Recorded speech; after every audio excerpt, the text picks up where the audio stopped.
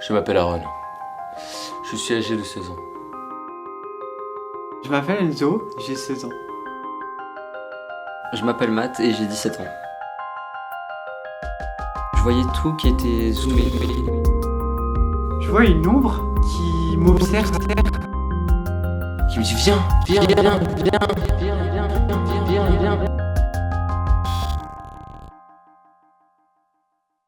Au moment où je vous raconte cette histoire, j'avais 15 ans. J'étais en cours d'histoire de l'art. C'était une période un peu sombre de ma vie, donc à ce moment-là j'étais en dépression, donc je me sentais pas très bien et j'arrivais pas à suivre les cours, et quand je commençais un travail en général j'arrivais jamais à le finir, quoi. À l'époque là, j'avais 4 ans. Il y avait un canapé, la télé, il était entre deux fenêtres et mon canapé était noir. Je suis allongé sur mon canapé en train de regarder Gumball tranquillement pendant les vacances. Et ça parle d'un chat bleu, du coup qui s'appelle Gumball, et de son demi-frère poisson rouge qui s'appelle Darwin. Ils ont plein d'aventures comme ça. J'avais 13 ans. Il y a 4 ans, je suis tombé en dépression à cause de l'harcèlement scolaire. J'ai subi aussi du cyberharcèlement. Et tous ces événements m'ont amené à me scarifier et à faire des tentatives de suicide. Je suis amené à être à l'hôpital et je suis emmené en service pédiatrique à Thionville, à Bel Air. Mon harceleur m'avait fait une réputation totalement horrible au lycée, donc tout le monde m'évitait un peu, et puis j'étais souvent très seul. En fait, je suis pas bien, je me sens vraiment mal, et j'ai besoin de sortir. Donc je vais voir le professeur, et je le préviens que je sors prendre l'air. En fait, je sors dans le couloir, je passe à côté de l'escalier. Un peu inconsciemment, hein, j'avais les larmes aux yeux, j'étais en train de pleurer, j'étais pas au meilleur de ma forme, donc. La première nuit, j'ai énormément pleuré. C'était la première fois que je me retrouvais dans un endroit qui m'était un peu inconnu. Je voyais vraiment ce qu'était vivre dans un hôpital, dans une chambre qui n'était pas la mienne, et enfermé la plupart du temps entre 4 murs. Là j'étais devant ma télé et d'un coup la pub arrive. J'étais énervé parce que voilà, j'étais à fond dans mon épisode. Et puis là je vois quoi? Je vois une femme de près une quarantaine d'années sur un fond rose. Une voix bien grave, bien fumeuse. Et elle me dit, elle m'appelle par mon nom. Et là je me dis, c'est quoi ce bordel? Qui me dit viens. À ce moment-là, moi, j'ai pas compris. Je regarde vraiment tout au bout du couloir, et puis je vois une ombre qui m'observe avec insistance. Donc et j'y prête vraiment attention, et à ce moment je fais plus trop attention aux problèmes que j'ai, donc je me calme un peu et j'arrête de pleurer, et je me pose vraiment la question de qu'est-ce que c'est et qu'est-ce qu'elle me veut. C'est une ombre qui était un peu en mode brume, comme ça, un peu en mode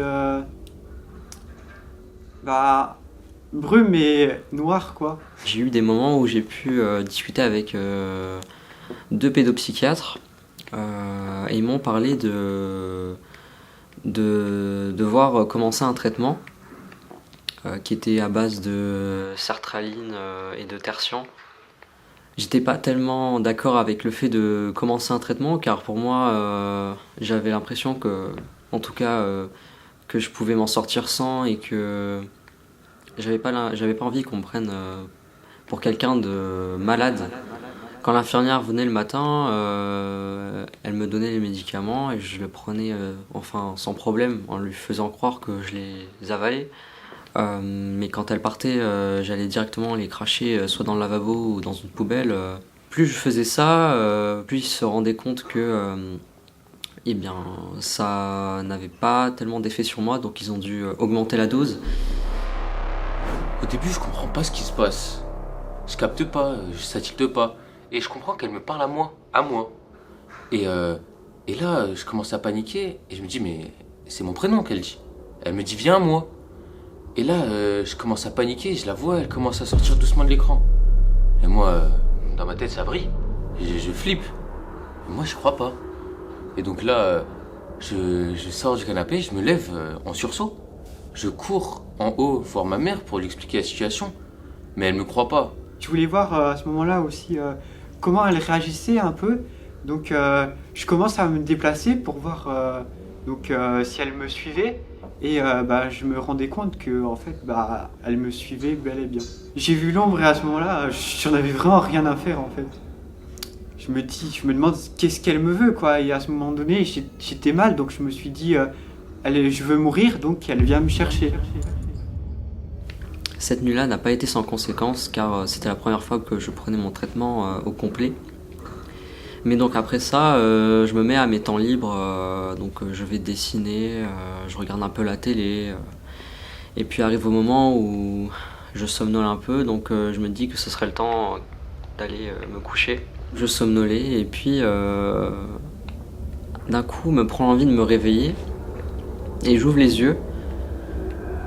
Ma vision a totalement changé.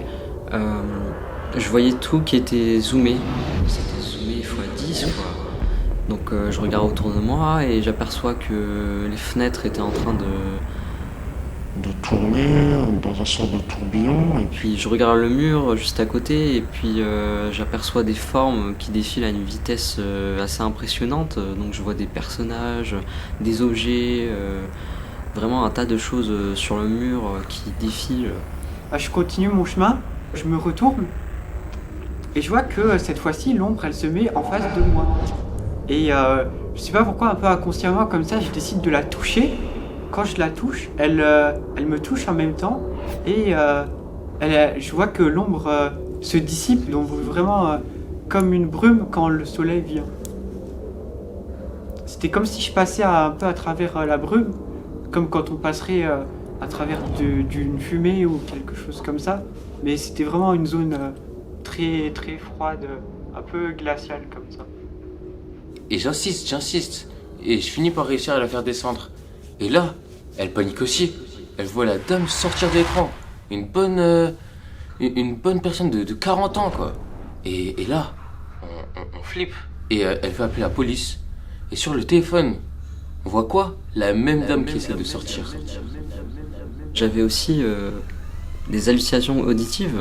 J'avais beaucoup de bourdonnements dans mes oreilles, comme si j'avais des ruches dans les oreilles, quoi. Et puis j'avais aussi des mal de tête, quoi.